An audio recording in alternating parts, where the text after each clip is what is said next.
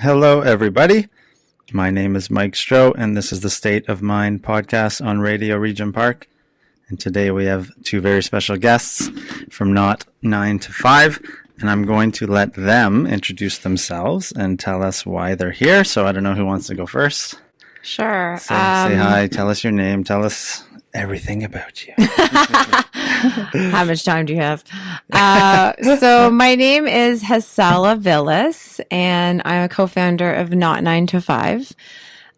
We are a community organization, Canadian, locally based in Toronto, focused on mental health and addiction in the hospitality, food, and beverage industry. Mm-hmm. And I run Not 9 to 5. I'm Ariel Coplan, co-founder of Not 9 to 5 with Hassel. Great, nice to meet you. So nice to see you. Nice to meet you. Yeah, I've met them before, I promise. So maybe you can share with us a little bit about how it started and how you got here, and then we'll go from there. Yeah, sounds good.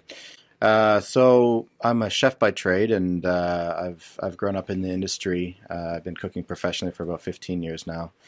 My whole career mostly was spent towards opening a restaurant. About 5 years ago, I opened a restaurant called Thoroughbred Food and Drink. And after about a year and a half, 2 years, I realized how miserable my life outside of work was. In terms of my day-to-day, I would work a 15-hour day, and I would go home and work a little bit more. I had very little work-life balance, and this is something that was instilled in me. When I wasn't working, I was feeling guilty. And as this was happening, I was started hiring and trying to approach things a little bit differently, kind of stepping outside of the situation and taking a look from the outside. And I realized I didn't want my cooks, the younger generation of guys coming into the industry, guys and gals coming into the industry, to be faced with the same, normalization around it as I had. And so we immediately changed to a 4-day work week and limited the hours and limited the amount of work and responsibility that these people had. And in doing so, it made a pretty immediate impact. And then not long after that, I actually had a cook at my restaurant try to kill himself. And I hate to say, but he wasn't the first person in the industry who I knew who tried to kill himself or succeeded.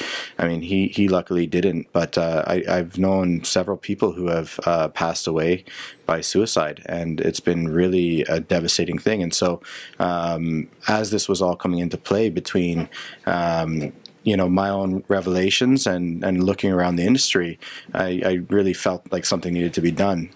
So Hassel and I hosted a panel discussion. So it was kind of, I don't know what the exact idea behind. We just wanted to speak about it, and I wanted to have industry come in and different conversations happening. So I got 5 or 6 different people from different walks of the industry, sommeliers and events, chefs, restaurant owners. And everyone kind of shared their truth, because everything's a little bit different. Everyone's truth is a little bit different. And it was such a powerful move